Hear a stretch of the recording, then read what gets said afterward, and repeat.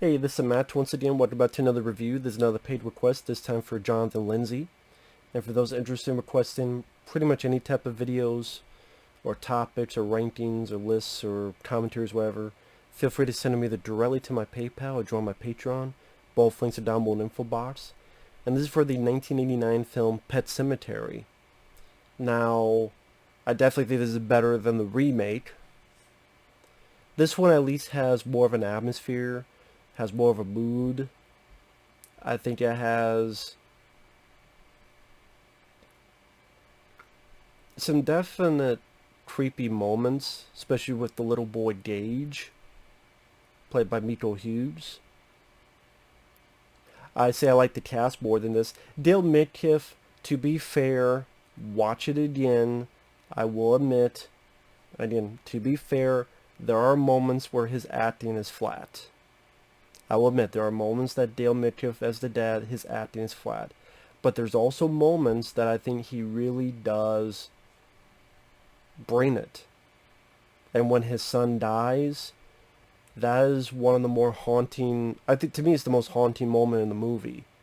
And I'll get to that. And moments like that they make me forgive some of the lesser, more flat acting moments. But moments like that, moments where he's on the phone talking to his kid. I was playing with mommy, now I want to play with you. What did you do? Now, this is based on a Stephen King novel. Never read the novel. The idea is the Creed family. Not Apollo Creed, but a different Creed. You have Dale Midkiff, who is a physician.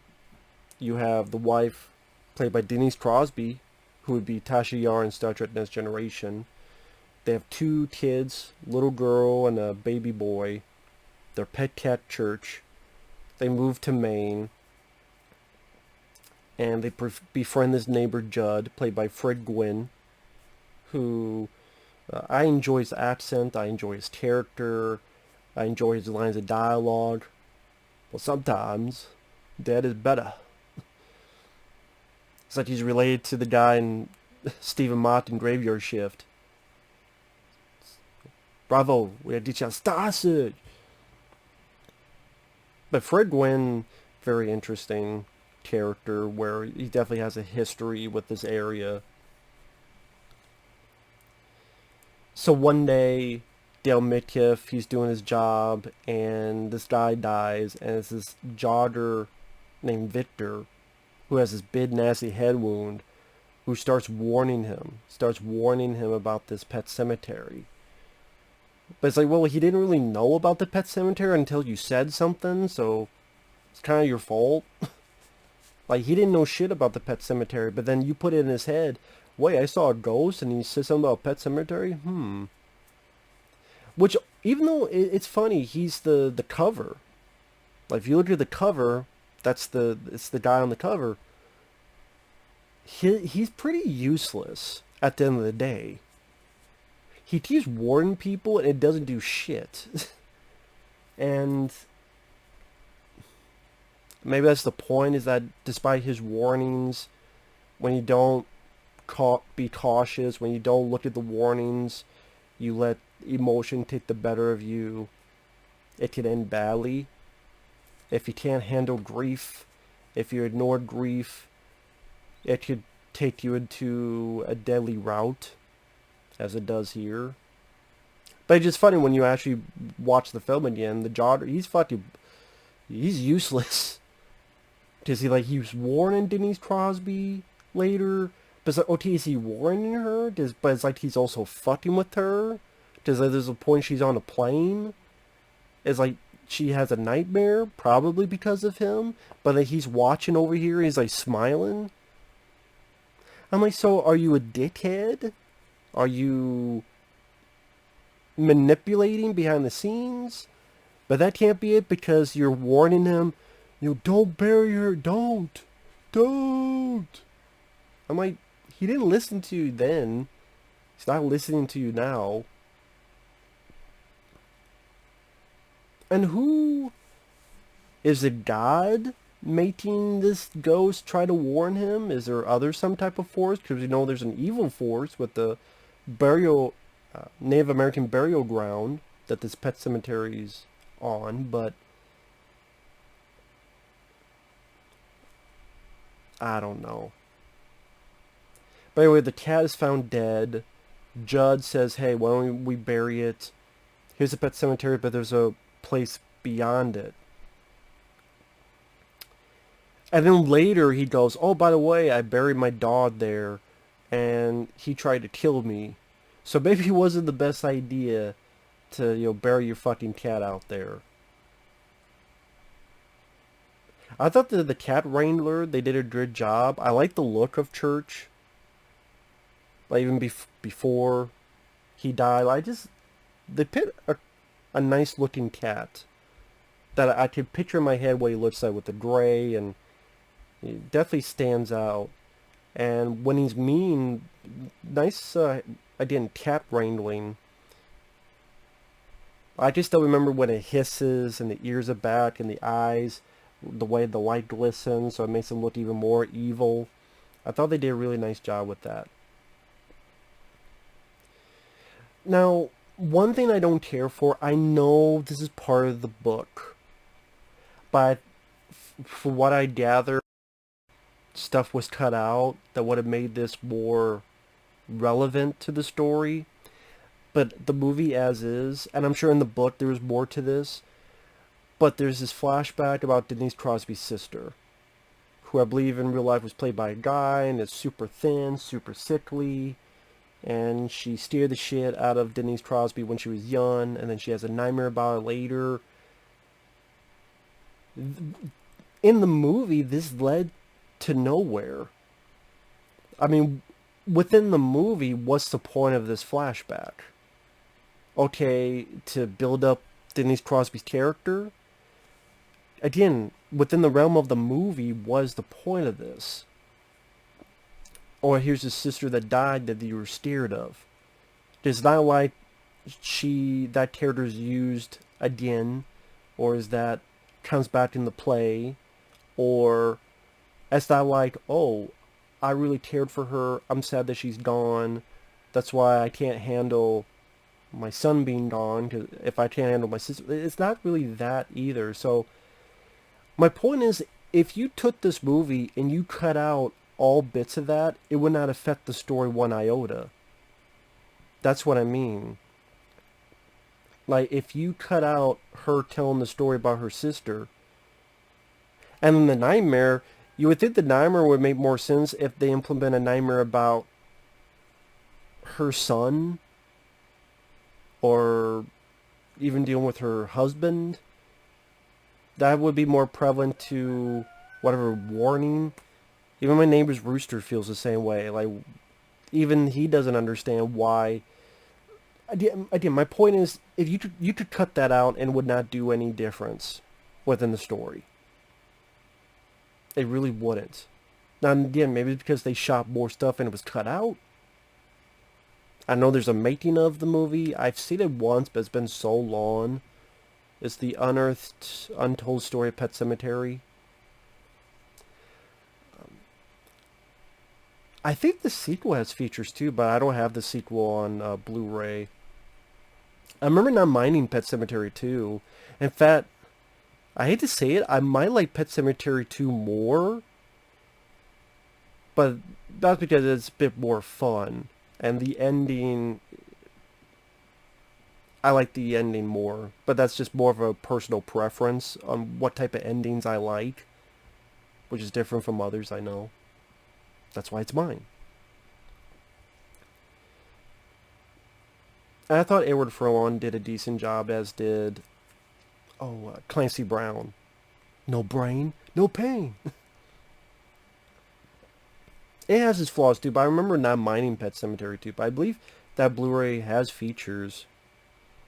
But,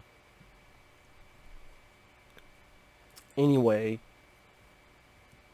aside from the flashbacks of Denise Crosby's sister, again, that could be taken out.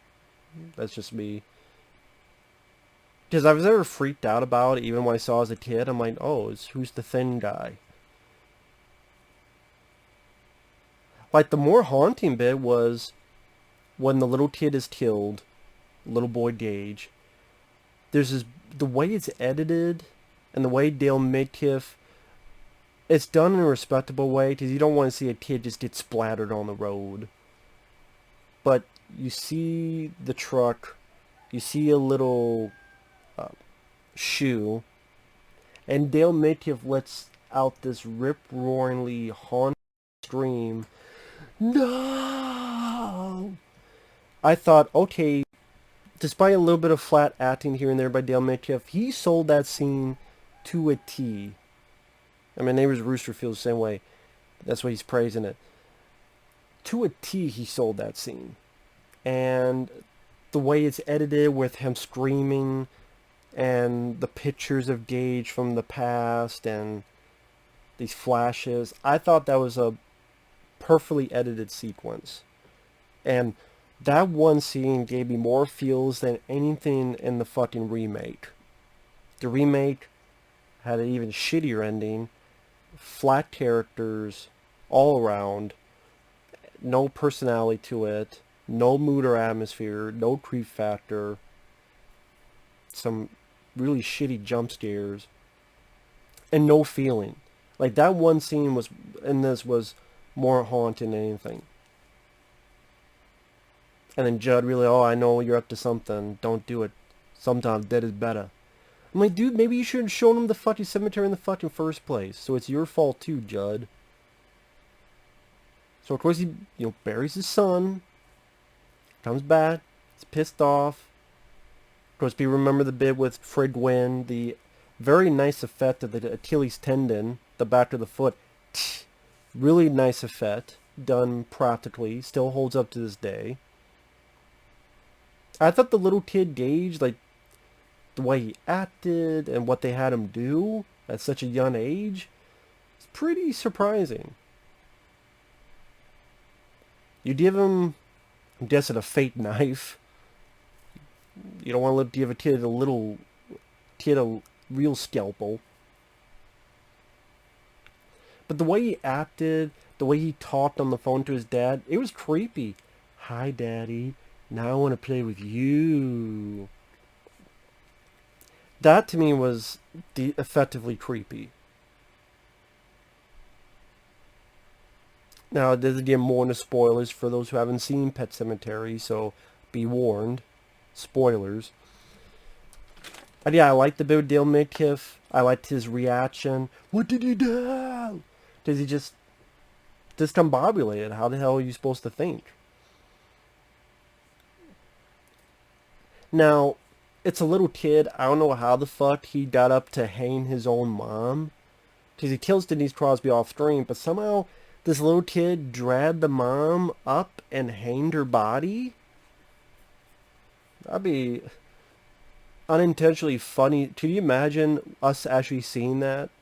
That would be unintentionally funny. This little kid pulling the mom. Maybe, I don't know, dude, get superhuman strength when you're dead? Dead alive? I don't know.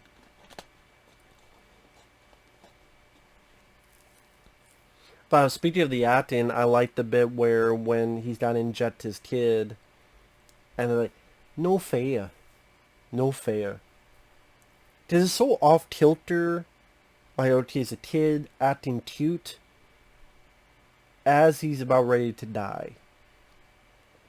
Again, it brings a bit more of the weirdness of the proceedings.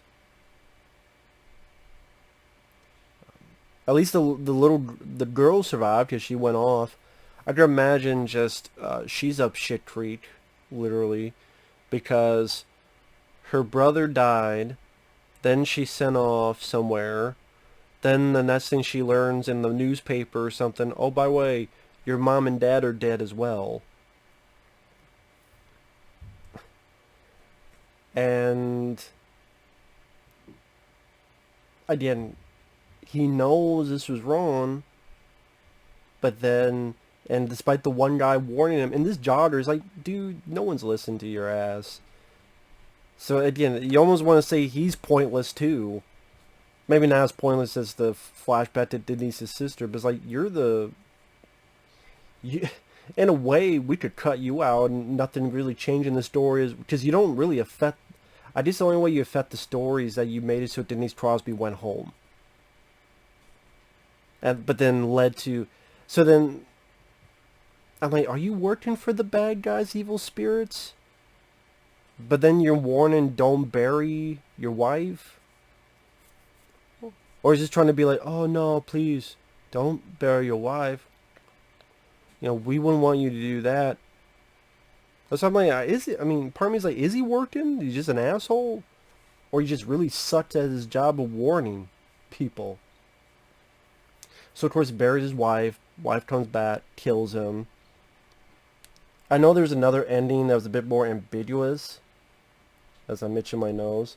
But, nah, she's going to kill him off screen. You hear him scream, and then the movie's over with a very inappropriate song by the Ramones. Because you have this very bleak ending, and all of a sudden you got, I wanna be buried in a pet cemetery. Which I don't even care about the song, for the song, honestly. I mean, it's fun to listen to in the fact it's the Ramones, and I like the Ramones, but it's not like that's one of my favorite songs of theirs. But I wanna be buried in a pet cemetery. I'm like, I don't. Does this tone fit? I don't know if it fits. So overall, I like Pet Cemetery. I like its mood, its atmosphere. For the most part, I like the cast of either Gage, Miko Hughes, who would go on to be in Wes Craven's New Nightmare, and he was in Kindergarten Cop, among others. Mercury Rising with Bruce Willis. Dale Midkiff, he has some off moments, but I think he has some fairly strong moments too. Again, especially the one moment that really I thought was the most effective. I thought that he had some nice creepy moments, nice moments of direction by Mary Lambert, dealing with Church the Cat and dealing with the little kid. I will say for a kid that got hit by a Mack truck, he looks great. Like he had one scar on his head and that's it. I mean, when you get hit by a fucking truck and all that's done to you is you have this one, it's pretty fucking good. But I can see why, because they didn't want to show a kid that's like fucking Jigsaw from Punisher. If Jigsaw from Punisher was 8 years old, so I can see why. Ones, he only got that? Strange. That's like if I tripped, fell down the stairs, and hit my head. Be the same thing. But I think Fred Gwynne, very interesting character with some fun lines of dialogue. Entertaining performance.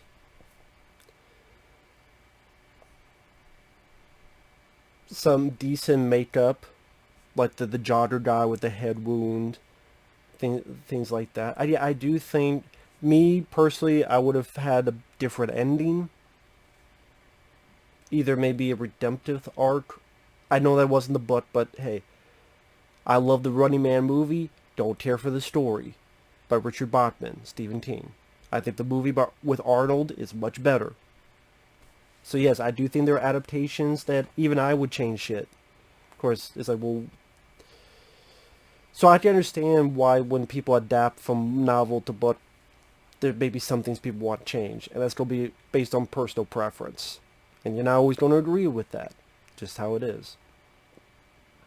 I'm sure Stephen King would not have let the movie be made if that was the case, though. So, there you go.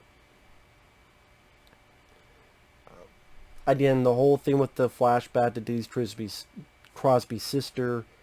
Again, I'm sure there's more scenes shot of that was cut out. There's more to that story that was cut out. I can see why, if that's the case, because it would have. But then I just would cut the whole thing out, if that's the case. I know, but at the same time, I know that was a moment that creeped a lot of people out. So there you go. Just never did for me. I think the Ramon song is out of place with the bleak tone of the ending. But you said it has some nice atmospheric, creepy moments detailing grief, loss, and not having to come to Jesus moment with that. Being adamant to keep going and leading to your downfall, which it does for the character. And this ending is more. I do think this ending is better than the remake. The remake, they try to do all this other stuff, and I'm like, at least here someone survives, the little girl. And the cutaway, and you hear the scream. That's a bit more effective, scare wise, than whatever the hell they were doing in the remake for the ending. And I didn't realize the score was done by Elliot Goldenthal, who would do the score for Alien 3, which is one of the only things worth a shit about that film. It worked on, like, I think Batman Forever and Batman and Robin on the scores. Yeah, not too bad of a job musical-wise. It's not my favorite Stephen King adaptation. It would not be in my top 10. But overall, don't mind it. Again, I probably would say I like the sequel more. Just more entertaining for what it is. Maybe it's not as moody, atmospheric, scary as the first, to be fair. But it's a little bit more fun. And maybe that's just more my taste. But again, not a bad film, Pet Sematary. So with that said, thanks for watching. Take care. We'll see you guys later. Bye-bye.